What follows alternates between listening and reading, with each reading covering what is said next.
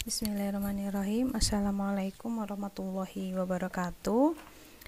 Baik, untuk pertemuan pertama kita akan membahas mengenai materi analisis dimensi yang pada umumnya itu pada khususnya itu membahas mengenai besaran dan satuan. Untuk besaran dan satuan itu sendiri ada pengertiannya berbeda. Besaran adalah sesuatu yang memiliki besar atau nilai dan satuan. Jadi dinyatakan sebagai sesuatu yang dapat diukur dan dinyatakan dengan angka. Contohnya itu adalah besaran panjang, massa, waktu, kecepatan, gaya, energi, dan lain-lain. Jadi ketika kita memiliki sebuah benda, misalnya itu meja, kita bisa mendeskripsikan panjang meja tersebut, kemudian tinggi meja tersebut ataupun lebar meja tersebut itu melalui yang dinamakan dengan besaran. Jadi berapa karakteristik benda tersebut. Nah, kemudian untuk misalnya kita memiliki contoh yang lain, misalnya kita punya satu karung beras. Nah, kita bisa mengukurnya ini masanya itu berapa atau ada berapa kilogram beras ini gitu. Seperti itu untuk besaran. Nah, untuk satuan sendiri pengertiannya adalah unit acuan sebagai pembanding dalam pengukuran suatu besaran. Jadi satuan itu contohnya itu adalah meter, kemudian kilogram, ada second, ada ampere, kemudian meter per second, newton, joule, pascal, dan lain-lain. Nah, kegunaannya satuan itu adalah untuk mendeskripsikan ya. Jadi ketika kita punya benda yang memiliki panjang sekian, jadi dideskripsikannya itu adalah berapa meter. Kemudian untuk berat, contohnya tadi untuk satu karung beras itu berapa kilogram. Jadi kita tidak bisa mendeskripsikan misalnya panjang satuannya itu kilogram, atau misalnya massa satuannya second, karena itu sudah jelas berbeda.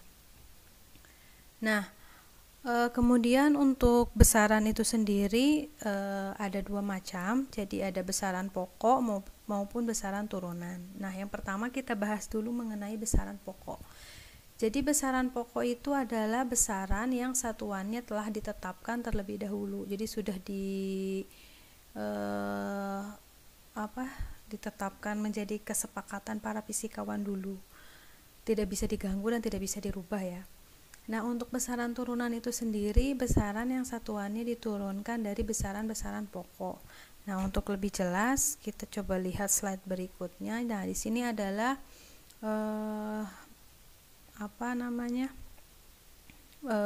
besaran macam-macam besaran pokok. Jadi besaran pokok itu ada panjang yang dimana satuannya itu adalah meter. Kemudian di sini ada lambang dimensi.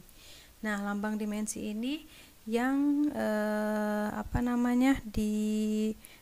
yang dapat digunakan untuk mendeskripsikan atau untuk menganalisis suatu dimensi. Jadi berguna sebagai analisis kuantitatif terkait dengan besaran. Jadi kemudian ada massa, satuannya itu kilogram dan lambang dimensinya itu m.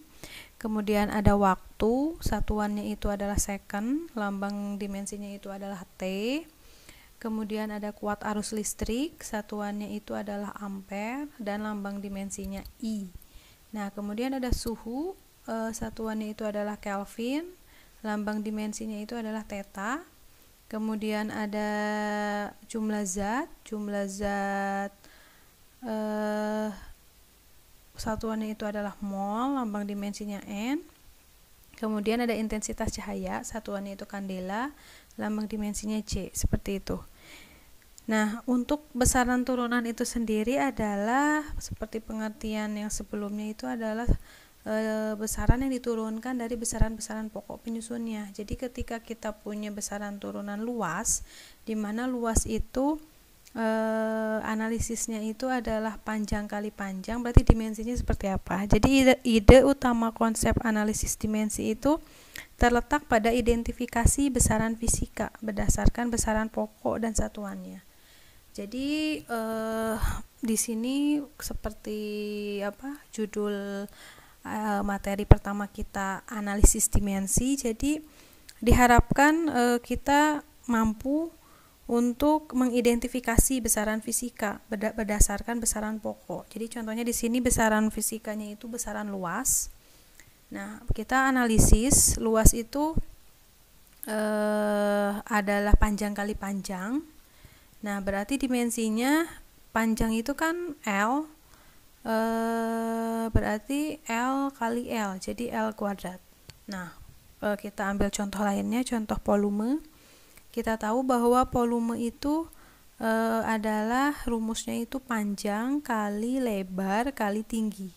Nah, lebar dan tinggi itu kan sama ya, satuannya meter. Jadi kita asumsikan panjang kali panjang kali panjang. Berarti dimensi panjangnya itu ada 3 kan, L. Jadi L pangkat 3 seperti itu. Nah, jadi setiap karakteristik itu terukur dari sebuah fenomena benda atau peristiwa yang disebut besaran. Jadi dapat dideskripsikan dari beberapa besaran pokok yang menyusunnya. Jadi kita coba bisa lihat dulu ya, bisa dibaca dulu. Besaran turunan itu contohnya ada luas hingga ke daya. Nanti kita coba turunkan atau kita coba rumuskan analisis dimensinya itu seperti apa. Baik, tadi kan kita sudah bahas ya mengenai besaran turunan, besaran pokok maupun besaran turunan. Jadi kita coba analisis dimensinya, bagian ke analisis dimensinya. Jadi di sini saya punya besaran tadi besaran besaran pokok.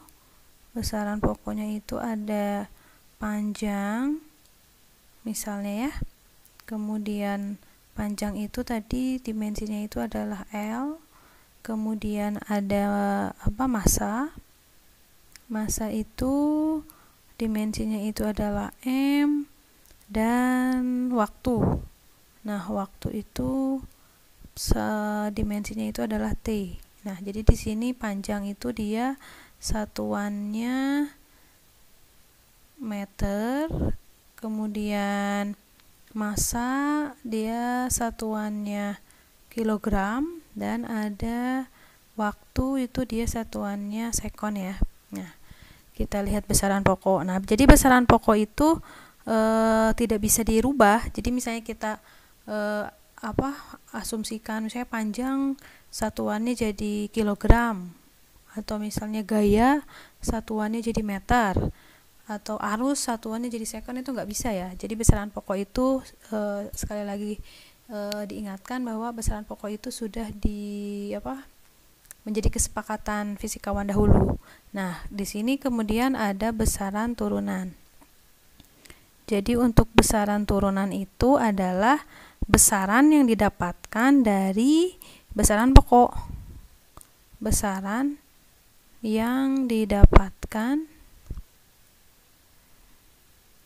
dari besaran pokok ya, dari besaran pokok ini. Nah, contoh besaran turunan itu seperti yang terlihat di tabel ya.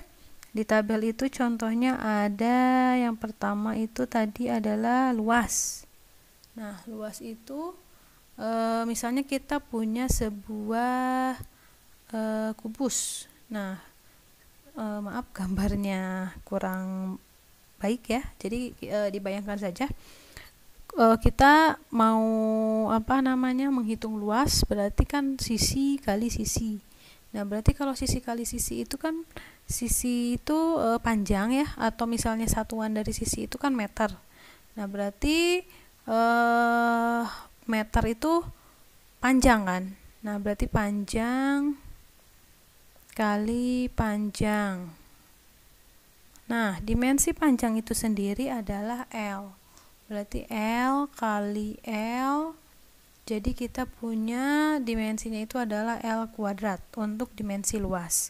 Nah, kemudian yang kedua, yang di tabel tadi ya, besaran turunan, kita punya volume misal. Nah, volume dari kubus ini itu adalah sisi kali sisi kali sisi gitu kan. Berarti panjangnya ada berapa? Ada 3. Berarti panjang kali panjang kemudian kali panjang. Nah, berarti kita lihat dimensinya itu berarti panjang itu L, kemudian kali L, kemudian kali L. Jadi ada berapa L-nya? Ada 3. Jadi untuk dimensi volume itu berarti L, 3 L-nya ada 3. Nah, kemudian yang di apa? Besaran turunan lainnya misalnya kecepatan ya. Jadi kalau kecepatan itu berhubungan dengan gerak. Jadi ketika misalnya mobil bergerak dari barat ke timur, kecepatannya berapa? Nah, berarti kan kecepatan itu ya seberapa cepat dia berpindah, baik itu benda, kemudian manusia dan lain-lain gitu, pasti memiliki kecepatan kan. Kalau misalnya diam ya berarti kecepatannya 0. Nah, kecepatan itu sendiri satuannya adalah meter per sekon. Meter itu ingat satuan dari panjang ya.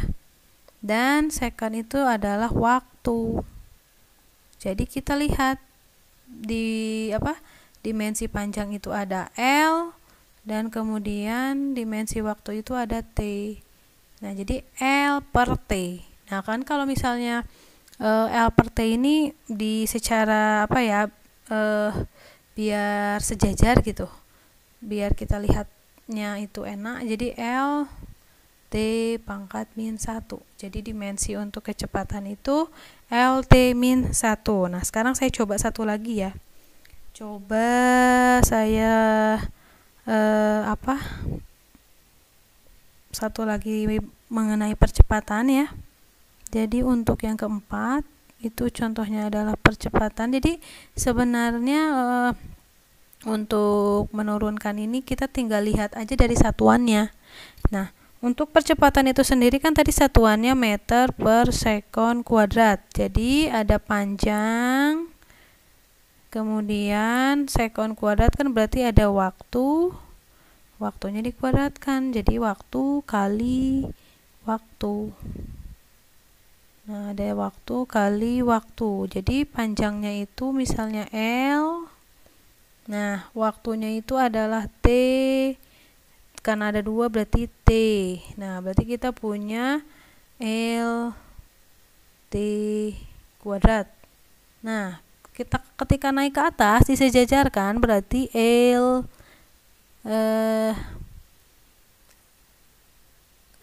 T min 1 ya. Ini sorry tempatnya. Jadi kita turunkan di sini saja. Jadi L T min 2.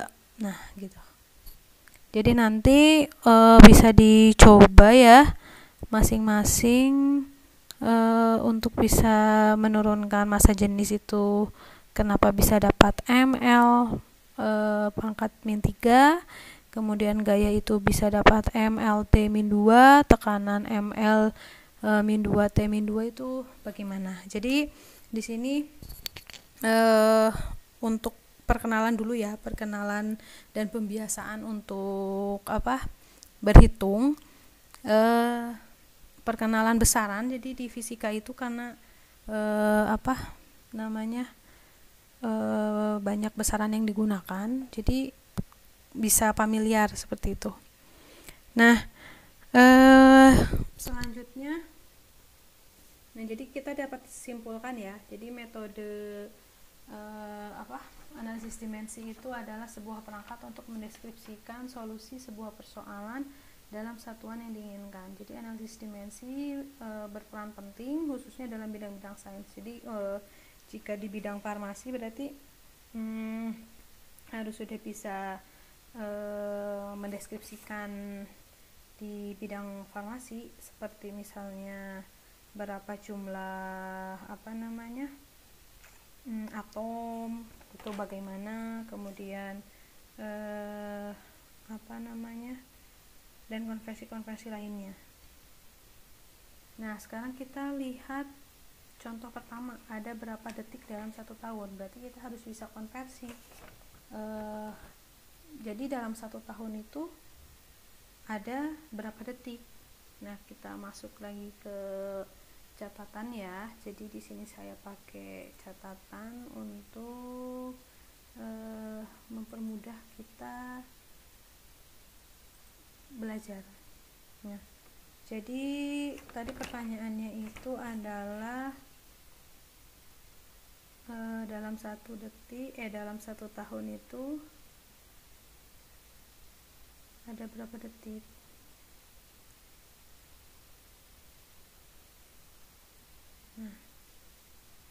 Nah ini hanya contoh pengkonversian. Nah di sini kita lihat dulu, berarti konversi detik ke tahun ya. Berarti ada konversi detik ke tahun. Nah berarti kita punya N sama dengan dalam 1 tahun itu kita punya 365 hari. Itu adalah dalam 1 tahun. Nah kemudian dikali dalam 1 hari itu kita punya 24 jam. Itu adalah dalam 1 hari. Nah 1 jamnya itu kita punya detiknya itu adalah 3600 detik. Nah, itu dalam 1 jam. Nah kita lihat satuannya, berarti yang hari kita coret, kemudian yang yang jam juga kita coret. Jadi satuannya sudah detik per tahun. Nah berarti tinggal dikalikan saja, 365 kali 24 kali 3600 detik per tahun. Nah kalian jumlahkan berapa berarti detik per tahun, seperti itu.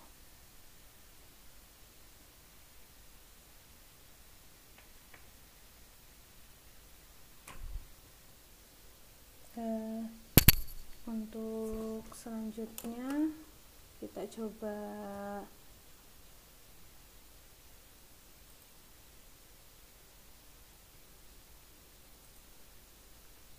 untuk selanjutnya kita coba contoh yang kedua. Itu pertanyaannya, jika 3 tablet mengandung 975 mg aspirin, berapa miligram aspirin yang dikandung dalam 12 tablet. Jadi kita coba korelasikan dengan bidang farmasi ya. Jadi bagaimana analisisnya jika dalam kasus di atas ini.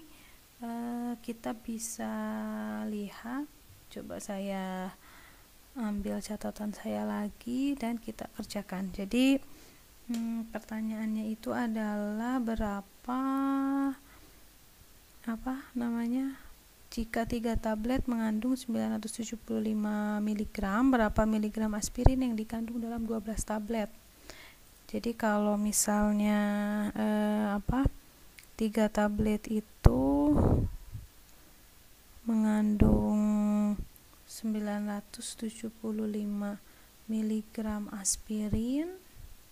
Nah, sekarang kalau 12 tablet itu ada berapa? Nah, ini ada berapa? Jadi kita coba pakai analisis dimensi. Ini contoh nomor 2 ya. Kita kerjakan. Jadi kita pakai persamaan saja. Berarti 3 tablet itu mengandung 975 mg. Nah, kalau misalnya untuk 12 tablet itu berarti berapa? Jadi saya tuliskan misalnya ini tablet ya. saya tuliskan saja X. Jadi X-nya itu berapa? Berarti kita pakai persamaan saja. Kita kali silang ya. Kita kali silang 3 tablet dengan X dikali kemudian 975 kali 12. Jadi bisa diingat lagi ya tentang matematika dasarnya. Untuk persamaan, jadi 3 berarti 3 tablet kali X, berarti kita punya 3X sama dengan 975 mg aspirin kali 12. Maaf, ini saya masih penyesuaian. Ini 12 ya, berarti ini miligram aspirin, berarti 975 kali 12, berarti kita punya X-nya itu adalah 975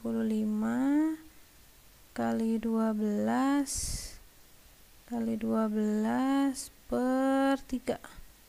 Nah, hasilnya adalah sekitar 3.900 mg aspirin. Nah, seperti itu. Jadi analisis dimensi bisa digunakan untuk mendeskripsikan sesuatu seperti itu. Nah, kemudian kita lihat contoh selanjutnya. Ada contoh ketiga, itu jika suatu sirup obat mengandung 2 mg zat aktif dalam setiap dosis 5 ml, berapa miligram zat aktif yang terkandung dalam wadah berukuran 120 ml. Nah, ini pakai persamaan lagi. Jadi dalam suatu obat sirup mengandung 2 mg zat aktif dalam setiap dosis 5 ml. Nah, berapa miligram zat aktif yang terkandung dalam wadah berukuran 120 ml. Nah, kita lihat lagi untuk soal yang nomor 3.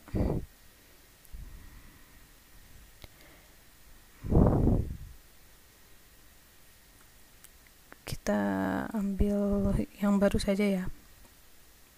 Nomor 3, berarti ada dalam suatu sirup itu ya, obat sirup 2 mg dalam 5 ml, berarti sama dengan berapa gram, berarti kita X miligram itu ketika ada di 120 ml. Jadi dalam 120 ml itu terdapat berapa miligram, berarti kita kali silang lagi ya, 2 mg dengan 120 ml dan 5 ml dengan miligram. Berarti kita punya 120 kali 2 berarti sama dengan 5X. Berarti 240 sama dengan 5X. Berarti X-nya itu adalah 240 dibagi dengan 5. Jadi sekitar 240 dibagi 5 itu sekitar 48 mg. Jadi yang terkandung dalam wadah berukuran 120 ml itu terdapat zat aktifnya itu sekitar 48 mg. Jadi seperti itu. Nah, untuk yang keempat itu bisa dicoba sendiri ya. Jadi nanti bisa kita gunakan forum studi jika ada yang ingin ditanyakan. Jadi nanti kalian coba sendiri. Ini jika suatu sediaan antibiotik mengandung 5 gram zat aktif dalam 200 ml larutan, berapa miligram zat aktif yang akan terkandung dalam setiap dosis 1 sendok teh 5 ml, seperti itu.